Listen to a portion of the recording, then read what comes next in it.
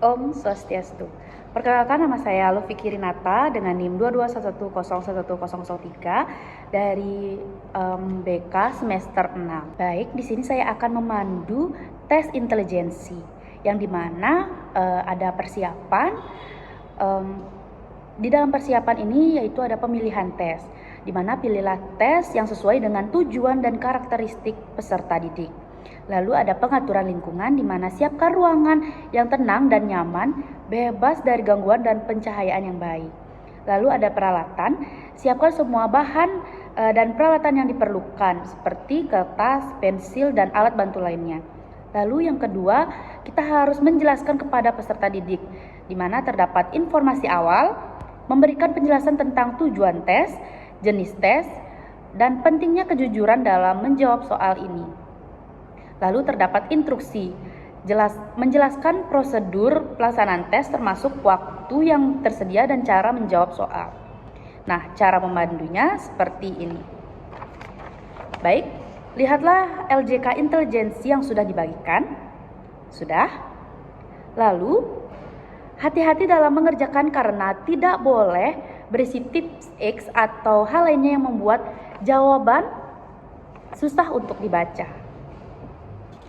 Lalu, yang pertama, Anda bisa mengisi nomor absen.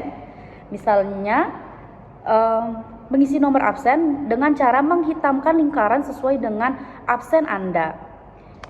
Menghitamkannya dengan spidol, yang dimana misalnya absen Anda satuan 01, kalian bisa menghitamkan 0 terlebih dahulu yang di atas, lalu 1 yang di bawah, dan jadilah 01.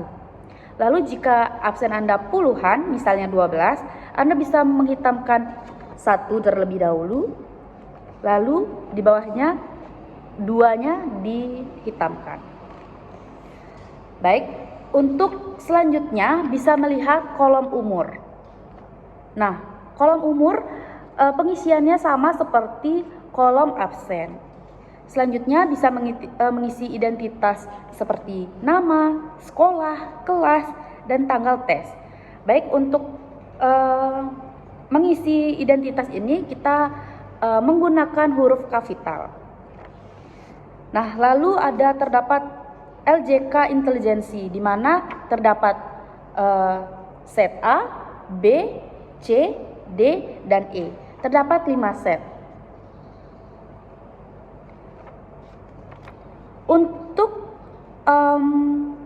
Untuk pilihan jawaban nomor yang menyamping 1 sampai 8. Untuk pilihan jawaban dari nomor 1 sampai 8 itu pilihan jawabannya.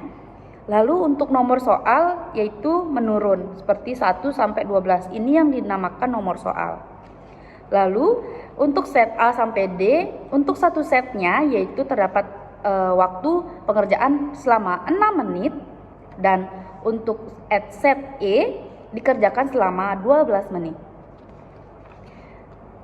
Baik, cepatlah untuk Anda membaca soal karena kita menggunakan waktu di setiap setnya.